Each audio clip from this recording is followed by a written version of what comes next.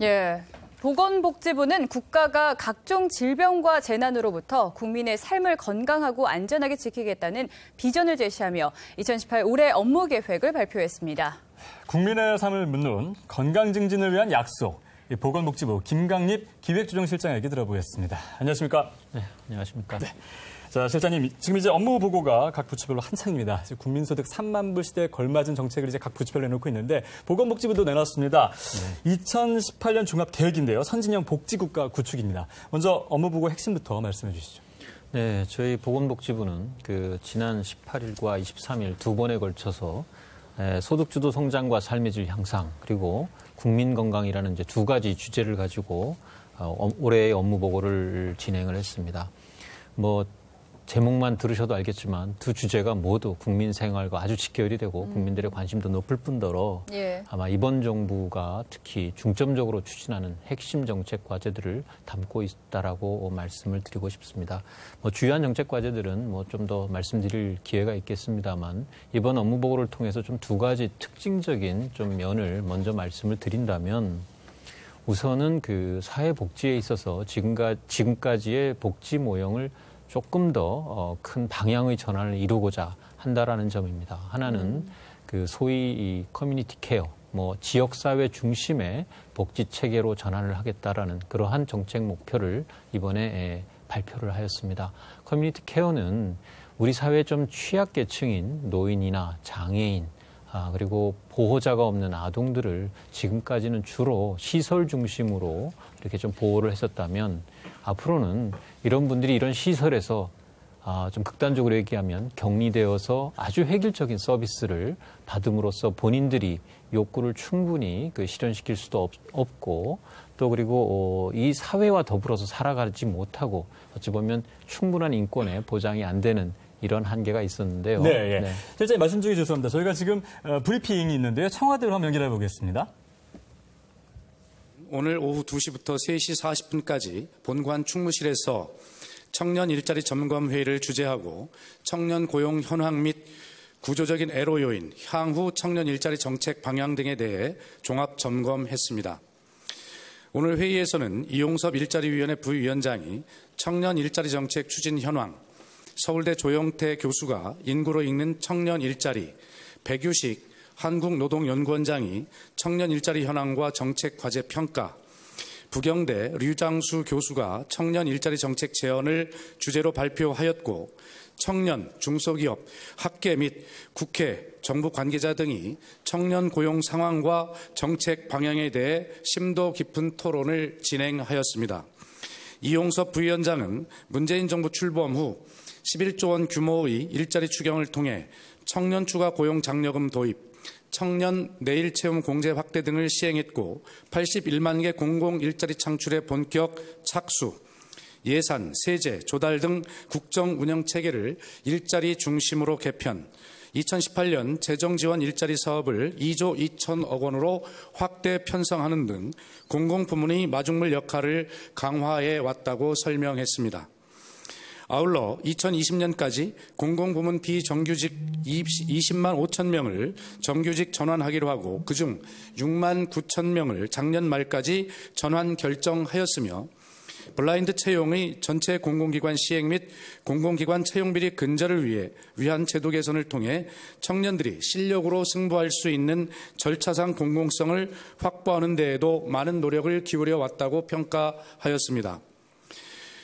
작년 11월 이후부터는 관계부처 TF 구성, 청년층이 직접 참여하는 소통 채널 가동 등의 방식으로 청년 일자리 대책을 준비 중에 있음을 보고하고 현재 준비 중인 대책으로는 첫째, 기존 주요 일자리 사업의 효과성 제고를 위한 제도 개선, 둘째, 양질의 청년 일자리 창출을 위한 선도 프로젝트 발굴, 셋째, 교육, 훈련, 취업 정보 제공, 해외 진출 인프라 등 청년 일자리 안전망 확대 방안을 주요 내용으로 대책을 강구하고 있으며 오늘 논의 내용을 토대로 추가 사업을 발굴하여 2월 중에 구체적인 대책을 보고할 계획임을 밝혔습니다.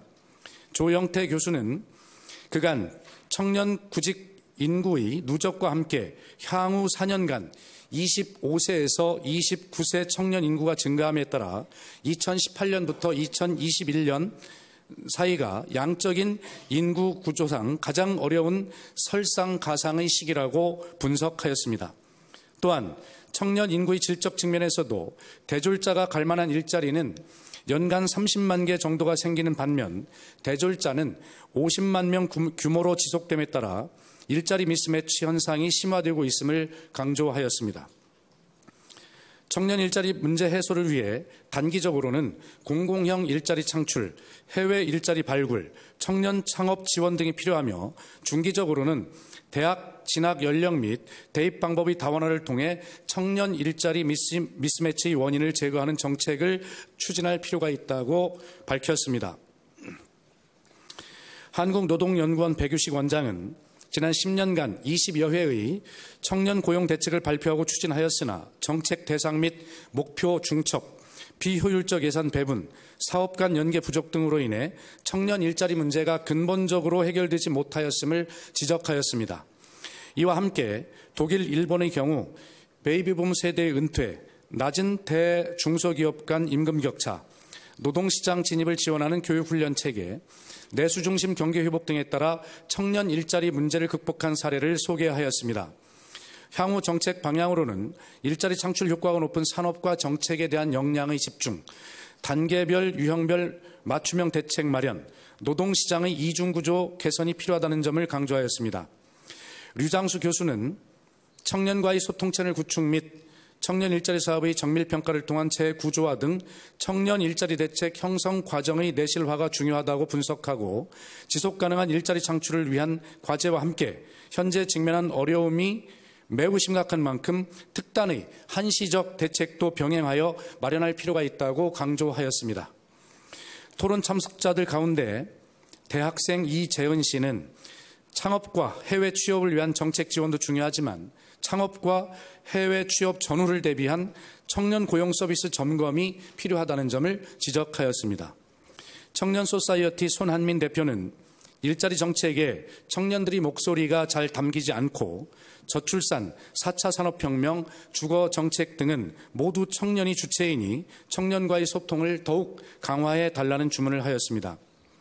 이 밖에도 정부와 빠르게 변화하는 민간의 속도 차이가 너무 크다는 점, 가업 승계를 위한 기회를 늘려달라는 제안과 대부분의 정책이 대학생 위주여서 고등학교 졸업자에 대한 정책은 배제된 것 같다는 특성화고 학생의 제안도 있었습니다. 문재인 대통령은 청년들의 목소리를 더 듣고 그들의 시선으로 바라봐야 되겠다는 생각을 했다며 지속가능한 일자리 대책이 기본이지만 단기적으로는 고용 절벽 상황을 타개하기 위한 비상하고 과감한 대책이 강구되어야 할 것이라고 강조하였습니다. 또 문 대통령은 청년 일자리 문제는 단시간 내에 해결하기 어려울 것이다. 그러나 정부가 비상한 노력과 최선을 다하고 있다는 모습을 보여줌으로써 청년들에게 희망을 줄 수 있어야 한다고 강조했습니다. 문 대통령은 오늘 토론에서 나왔던 제안들은 2월에 마련될 각 부처의 계획에 충실히 반영하라고 당부하였으며 예를 들어 오늘 국방부 입장에서도 청년 일자리를 고민하여 부사관과 군무원들처럼 직접 고용의 효과를 내는 것 외에도 전역 장병들에게 자격증 취득 교육 등 취업 대책을 시행하고 있는 것을 보고했듯이 각 부처는 청년 일자리가 고용노동부나 경제부처만의 일이라 여기지 말고 각 부처와 대통령 직속위원회 모두 차원에서 대책을 꼼꼼하게 세우고 모아서 지금보다 더 업그레이드된 대책을 마련할 것을 지시하였습니다. 이상입니다. 예, 질문을 받. 네, 지금까지 오늘 있었던 청년 일자리 점검 회의 결과 박수현 청와대 대변인의 발표 함께 하셨습니다. 자, 조금 전에 저희가 보건복지부 업무보고에 대해서 이야기를 드렸는데요. 계속해서 이어가도록 하겠습니다. 자, 실장님 아까 업무보고 특징 두 가지에 대해서 말씀하셨는데 첫 번째 커뮤니티 케어였죠? 계속해서 설명해 주시죠. 이 지역사회 중심의 이제 복지 체계는 기존의 그 복지 서비스가 그 특히 사회적으로 보호가 필요한 뭐 노인이나 장애인 뭐 이런 분들에 대해서 시설에 이제 한꺼번에 사실은 이제 살게 하시면서 필요한 서비스를 획일적으로 드리다 보니까 사실 개인이나 이 사람의 이 각각 가지고 있는 욕구들이 충실히 반영되지 못하고 거꾸로 이 사회로부터 좀 격리되는 뭐 이러한 문제가 있었습니다. 그래서 예. 그 기본적인 특히 이번 정부에서 강조하고 있는 사람 중심의 이런 복지라든지 또 그리고 인권이 존중된다라는 그런 복지의 가치를 드높이기 위해서는 이분들을 어떤 시설에 그대로 따로 두는 것이 아니라 네. 지역사회에서 더불어 함께 살면서 이분들이 필요한 서비스를 제공함으로써 복지의 가치도 높이고 사람도 보다 존중받는 이러한 방향으로 복지 체계가 전환돼야 된다는 것입니다. 다만 이러한 그 전환에 있어서는 여러 가지 시설이라든지 또 이분들을 돌봐야 되는 인력이라든지 관련되는 법 제도 등이 더불어 변해야 되기 때문에 금년도에는 아마 시범적인 형태의 사업이 좀 확장이 되고 이를 토대로 해서 아마 이러한 방향으로의 대규모의 전환을 저희들은 준비를 하고 있습니다. 네. 그 커뮤니티 케어는 사실은 그 사람의 입장에서 그리고 누구나 또 장애가 될 수 있는 가능성을 가지고 있다라는 측면에서 뭐 또 노인은 다 누구나 되는 거니까요. 예. 누구에게나 닥칠 수 있는 이러한 그 사회적 약자가 될 가능성을 염두에 둔다면 그 비용이나 그 어려움이 있더라도 반드시 좀 가야 될 방향이 아닌가 생각을 합니다. 덧붙여서 국민 여러분들께 한마디 좀 당부를 드리고 싶은 예. 말은 이러한 전환에 있어서 저희가 굉장히 고민하고 있는 부분 중에 하나는 지역사회에 이러한 분들이 더불어 사는 것에 대한 그 사회적인 좀 그 불편함 그런 것들이 분명히 있는 것 같습니다. 뭐 여러 가지 이유가 있겠습니다만 심지어는 우리 아파트 값이 떨어진다라는 네. 이유로 이러한 시설들이 돌아오거나 이런 분들이 같이 사는 것을 꺼려하시는 이런 그 목소리들이 있는 것도 사실인데요. 사실 본인들 집값을 지키는 것보다 더 중요한 거는 이러한 사회적 약자를 우리가 함께 지키는 것이 보다 중요한 이 사회적 가치가 돼야 되지 않느냐라는 생각입니다. 집값도 떨어지지 않지 않습니까? 그게 잘못된 그렇습니다. 예. 네, 뭐 여러 가지 이유를 봤을 때도 그렇고 그 사람들을 하나씩 본다면 아마 이러한 정책 방향의 전환은 지극히 당연하고 우리가 반드시 가야 될 방향이 아닌가라고 생각을 합니다. 예. 그리고 한 가지 더 이제 두 번째 네. 좀 네네. 특징을 좀 말씀드린다면 이번 업무 보고의 과정에서 여러 부처들이 한꺼번에 이제 주제를 가지고 보고를 드렸는데 이제 저희가 두 번째로 보고 드린 국민 건강이라는 주제 때 특히 강조됐던 부분이 각 부처 간의 장벽을 없애고 네. 협업을 하라는 겁니다. 근데 이제 그 국민 건강 특히 이 건강 위해 요소라는 것들이 예. 국민들의 안전을 해치기도 하지만 국민들의 불안을 굉장히 드높이는 그리고 나아가서는 정부에 대한 불신으로까지 예. 이어지는 그러한 위험 요소가 됩니다. 근데 과거에 건강 위험 요소라는 것이 뭐 콜레라, 장티푸스와 같은 감염병 또 최근에 이제 아무래도 국민들이 많이 늘고 있는 이 만성 질환들, 당뇨, 고혈압과 같은 뭐 이런 만성 질환뿐만이 아니라 전통적으로 생각해 보지 못했던 위험 요소들이 많이 나타나고 예. 있습니다.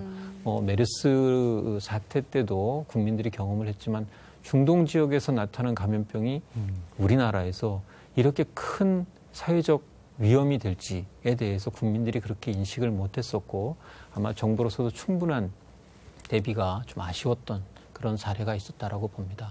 또 그 최근에 사회적으로 굉장히 관심이 높았었던 생리대 문제라든지 예. 살충제, 계란 문제 그리고 가습기 살균제 문제 이러한 것들은 기존에 전통적으로 각 부처가 자기의 역할만 잘하면 해결되는 것이 아니라 어찌 보면 원인도 굉장히 불분명하고 그러다 보니까 어느 부처가 담당을 해서 이 일을 처리해야 되는지도 굉장히 처음에는 파악하기 쉽지 않은 네. 그런 주제들입니다. 그러다 보니까 앞으로는 이러한 불분명한 주제들 또 여러 부처가 힘을 합쳐야지만 대응이 가능한 주제들이 그러한 그 건강 위험 요소들이 더욱 많아질 것으로 생각을 합니다. 이미 세계보건기구, WHO 등에서는 이러한 문제를 간파하고 건강에 관한 문제를 보건당국뿐만이 아니라 관련되는 여러 부처들이 협업을 해서 그리고 또 그것도 국내 부처뿐만이 아니라 예. 국제적으로 관련 기구들이 협업을 해서 해결을 해야 된다라는 그런 패러다임을 제시한 바가 있습니다. 그러한 접근 방법이 원헬스라고 보고 있고 예. 저희 보건복지부는 관련되는 여러 부처들하고 좀 긴밀히 협력을 해서 이러한 건강 위험 요소에 보다 초기부터 적극적으로 대응하고 효율적으로 좀 대응함으로써 국민들께서 보다 건강 문제에 대해서 덜 걱정하시고 나아가 안심하실 수 있도록 만들겠다라는 것이 저희들의 이번에 보고드린 중요한 두 번째 특징이었습니다. 네. 안심할 수 있는 사회 참 듣기만 해도 기분이 좋은데요. 이제 지금까지 이제 올해 보건복지부의 업무 보고 핵심 두 가지를 짚어주셨는데 다음으로 아동수당에 대해서 좀 살펴보도록 하겠습니다. 최근에 아동수당 지급 관련 논란이 있었잖아요. 그렇다면 현재 지금 아동수당 지급에 관한 부분은 어떻게 진행되고 있습니까? 네, 이 부분은 좀 저희 장관께서 말씀하신 내용이 다소는 좀 부정확하게 전달된 측면도 있는 것 같습니다. 저희 정부로서는 국회가 정해준 바에 따라서 충실히 이를 집행해야 될 당연한 의무가 있습니다. 그래서 현재 작년도에 금년도 예산을 국회에서 정하시면서 정해준 내역을 저희가 그대로 잘 어떻게 집행할 것인가를 고민을 하고 집행 준비에 차질이 없도록 진행을 하고 있습니다. 다만 아동수당은 아동에 대해서 아동의 권리로서 지급되는 어찌 보면 우리나라에서는 최초로의 정책적 지원이 아닌가. 또 그리고 이를 통해서 아동의 권익을 좀 보다 두텁게 보호할 수 있는 그런 제도적 장치가 되지는 않을까. 물론 금액이 출발은 그렇게 크지 않은 금액이긴 합니다만 최초로 지급된다라는 측면에서는 굉장한 의미를 가지고 있을 것 같습니다. 아마 국회가 작년에 예산을 이제 이렇게 정했지만 2월 국회에서부터 희망컨대는 2월 국회에서 법 제정을 해주시기를 저희들은 소망하고 있습니다. 근데 이 법 제정 과정에서 미처 살피지 못하셨던 부분들을 좀 국회에서 좀 더 봐주셨으면 하는 희망이 있습니다. 예를 들면 이렇게 90%로 한정했을 때 10%의 지급 드리지 못해야 되는 가구들을 어떻게 좀 선발해 낼 거냐. 그리고 그 과정에서의 예측하지 못했던 행정적, 재정적 비용들은 얼마나 또 산출되는지 또 관련돼서 잘못 지급됐을 때 또 걷어들여야 되고 하는 여러 가지 복잡한 문제들이 있기 때문에 이러한 측면들을 종합적으로 고려하셔서 법 제정에 보다 합리성을 기해 주실 것으로 저희들은 기대하고 있습니다. 예. 자, 그리고 이와 함께 저소득층 지원, 또 빈곤 가구 지원하는 거 굉장히 중요한 또 업무 아니겠습니까? 특히 올해는 한파 때문에 많은 분들이 또 힘들어하시고 계시는데요. 어떤 계획을 가지고 계십니까? 네, 어려운 이웃을 돕고 그분들이 안심하고 사실 수 있도록 지원하는 것이 이제 저희 보건복지부의 기본적인 임무라고 할 수 있겠습니다. 그래서 특히 기본적인 좀 생활 수준을 보장할 수 있도록 몇 가지 기초생활보장제도의 미비점을 이번에 보완을 하고 아울러서 스스로 자립 의욕을 키울 수 있는 방향의 그러한 대책들이 금년도에 시행이 됩니다. 우선 먼저 말씀드리면 저희 기초생활 보장제도의 중요한 원칙 중에 하나가 가족 부양의 원칙을 담고 있습니다. 이러다 보니까 사실상 실제로 가족으로부터 도움을 받지 못하는 경우에도 기초생활보장제도의 혜택을 받지 못했던 사례들이 적지 않게 나타났었던 것이 이 제도 운영상의 좀 아쉬운 점이었습니다. 네. 그래서 작년부터 저희가 소위 부양 의무자 기준을 완화하는 그러한 조치들을 시행을 하고 있습니다. 작년 10월에 일부 조치가 시행이 됐습니다만 금년 10월에는 생계급여 이외에 저희가 이제 또 주거급여, 교육급여 여러 가지 급여가 있는데 주거급여에 대해서는 부양 의무자 기준이 폐지가 됩니다. 그리고 그렇게 되면 약 한 90만 명의 분들이 이 주거비 지원을 좀 이번에 받게 될 것으로 기대가 되고 또 하나는 이제 생계급여의 경우에도 저희가 획일적 기준, 저희가 이제 아무래도 일정한 지침을 가지고 운영을 하게 되는데 이 경우에 사실 이 지침에 따라서는 탈락을 하지만 특히 아주 아슬아슬하게 탈락하는 어려운 분들에 대해서는 개별적으로 지자체에 설치된 지방생활보장위원회에서 개별적 심사를 해서 구제가 필요한 분들은 구제를 통해서 추가적으로 좀 보완을 할 수 있도록 이렇게 하는 제도를 운영할 계획입니다. 아마 한 금년도에 이러한 제도를 통해서 생계급여를 받게 되시는 분들이 저희는 한 10만 명 정도에 이를 것으로 예상을 하고 있습니다. 두 번째는 차상위 계층에 계신 분들, 실제로 이제 기초생활보장제도의 혜택을 받지는 못하시지만 여전히 어려운 처지에 있는 분들이 실직이라든지 이런 여러 가지 사정으로 인해서 아주 긴급하게 위기에 처하게 되면 이분들을 돕는 긴급 저희가 지원 제도가 있습니다. 예. 이 대상을 좀 더 확대하려고 합니다. 그래서 지금까지는 이제 한 가구에서 주로 돈 버시는 분, 소득 생활자, 이분이 이제 뭐 실직을 당하거나 이런 경우에만 이 제도를 혜택을 드렸는데 저희가 보니까 사실은 뭐 예를 들면 두 부부가 있는데 한 분이 좀 더 많이 벌고 다른 한 분이 조금 덜 벌기는 하지만 사실 둘이 같이 벌어야지만 이 가구의 생활이 유지되는 경우가 있습니다. 네. 근데 가구원, 그러니까 주소득자가 아닌 분이 이제 실직을 하게 되면 사실 이런 긴급 지원과 같은 혜택을 저희가 드리지 못했는데 예. 금년부터는 물론 작년 말에 관련된 그 고시를 개정을 해서 금년부터는 이런 분들에게도 보다 좀 두텁게 보호할 수 있도록 할 계획입니다. 뭐 또 하나의 중요한 영역이 그 정부의 직접적인 보조만이 중요한 게 아니라 그 근로의 능력이 있는 분들은 그 기회를 잘 살려서 스스로 자활할 수 있도록 하는 부분인데요. 저희들이 그 자활급여라고 이제 제공하고 있는 부분의 단가를 이번에 8% 이상 인상을 했습니다. 네. 그래서 보다 좀 실질적인 도움이 되도록 했고 또 하나 이제 특징은 자활 일자리도 좀 확충을 했을 뿐만이 아니라 청년들이 좀 목돈을 만들 수 있는 청년들 중에서 이 자활에 이제 들어와 있는 청년들이 본인들이 한 10만 원을 저축을 하면 그 지자체하고 정부가 한 30만 원 정도를 평균적으로 저축을 하면 한 그게 3년이 되면 한 1,500만 원 정도의 목돈이 됩니다. 뭐 이를 토대로 뭐 좀 작은 가게를 얻는다든지 아니면 그 주거 형태를 좀 안정적으로 바꾼다든지 이런 용도로 사용할 수 있도록 하는 그 제도를 시행을 하고요. 마지막으로는 그 차상위 계층이 이 소위 기초생활보장의 수급 계층으로 좀 떨어지지 않도록 네. 하는 빈곤 예방 정책도 아울러 시행하려고 합니다. 이게 여러 부처가 유사한 정책들을 많이 가지고 있는데요. 이번에 저희가 좀 심층 상담을 통해서 어떤 필요성이 있는지 어떻게 도와드리면 이분들이 빈곤층으로 떨어지지 않을지에 대해서 좀 연계해서 통합적인 그런 지원 대책을 수립하려고 합니다. 예. 예. 다음으로 편안한 노후 지원을 위한 계획도 듣고 싶은데요.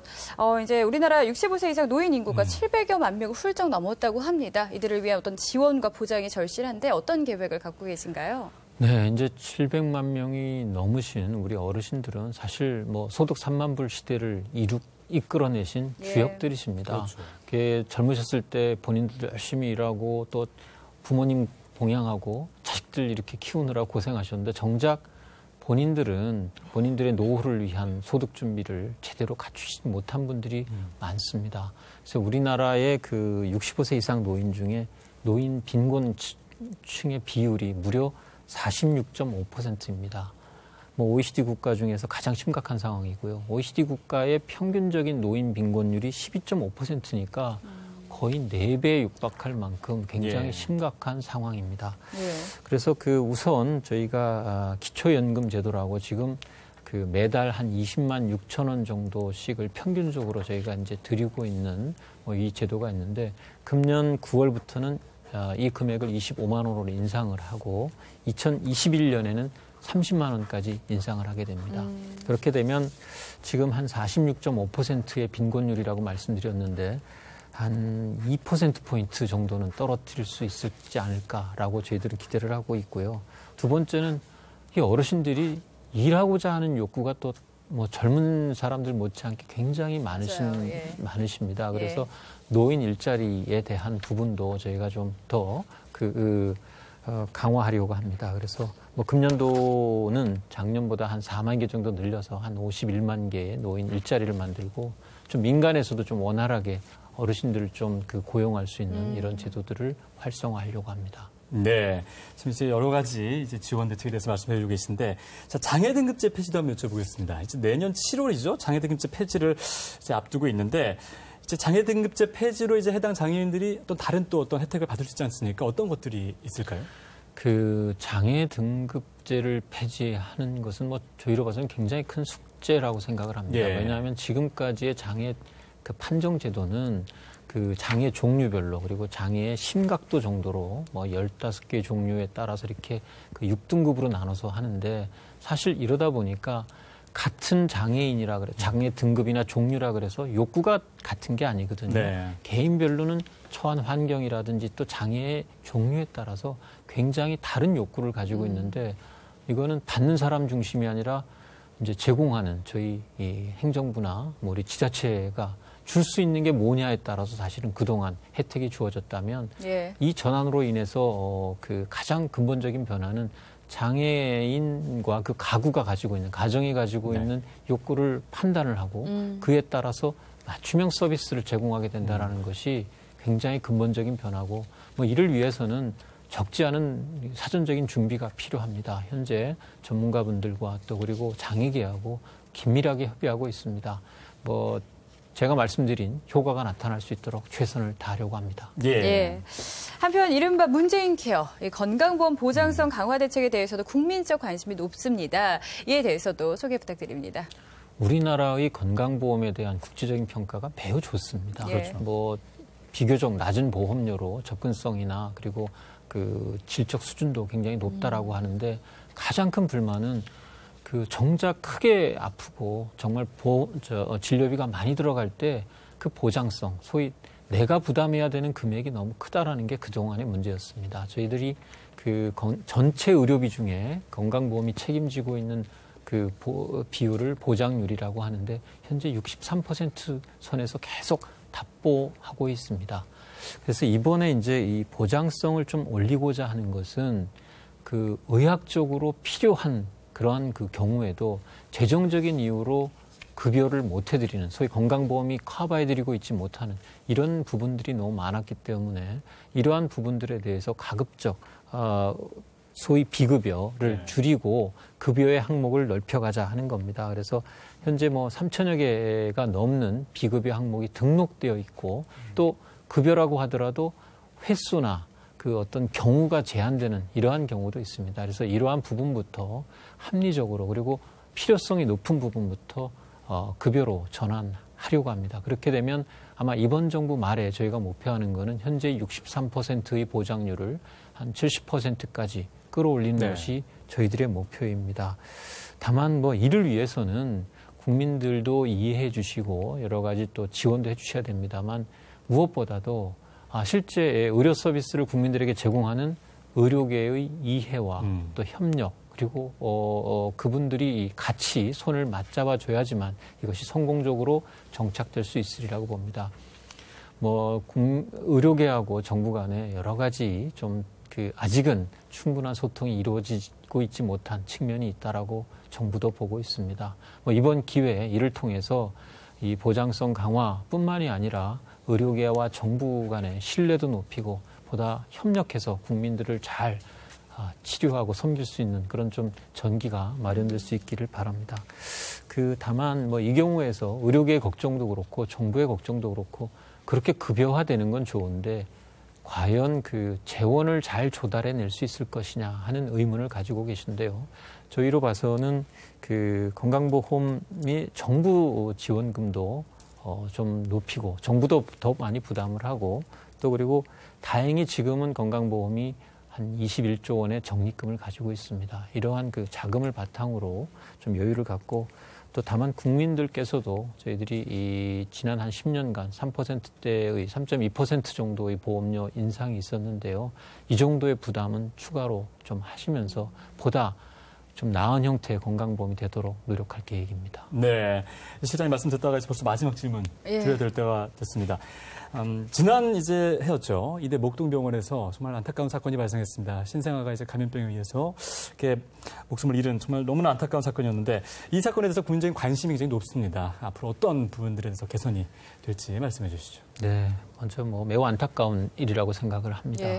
우선은 그 신생아 중환자실에 대한 여러 가지 실태를 저희들도 긴급 점검을 해봤고 그래서 개선이 필요한 사안에 대해서 즉시 추진 가능한 과제들을 먼저 발표를 했습니다. 네. 그러나 이제 신생아 중환자실뿐만이 아니라 병원 전체의 감염 문제, 소위 의료 관련 감염에 대한 좀 종합적이고 실효성 있는 대책의 마련이 필요하지 않냐라는 인식으로 저희가 늦어도 상반기까지는 이 의료 관련 감염에 대한 종합적인 대책은 만들어서 국민들께 보고를 드릴 예정입니다.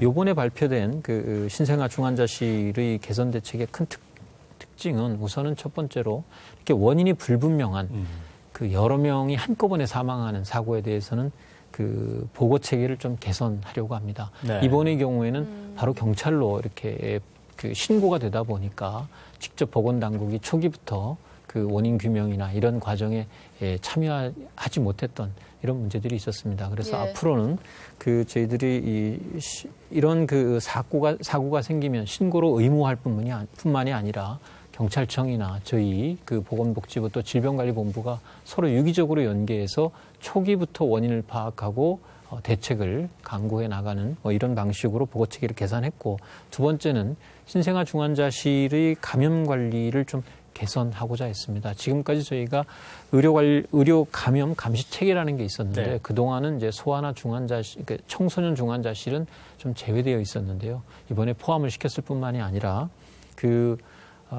일회용으로 쓰는 좀 이런 재료들이 많이 있습니다. 이런 재료들이 충분히 보상될 수 있도록 수가에 있어서도 좀 보상 체계를 좀 바꿨고, 또 인력 기준을 높이는 한편 그러한 인력을 더 많이 이제 고용해야 되는 만큼 그에 따라서 적절한 보상이 이루어질 수 있도록 수가제도도 같이 덩달아서 저희가 손을 봤습니다.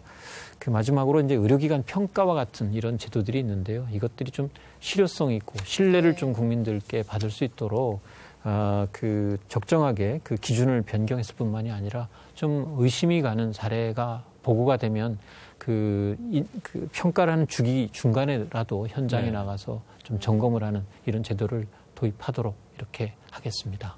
예. 앞으로도 국민의 삶의 질을 높이고 건강한 생활을 보장받을 수 있도록 많은 정책적 지원과 노력 부탁드립니다. 지금까지 보건복지부 김강림 기획조정실장이었습니다. 오늘 말씀 고맙습니다. 고맙습니다.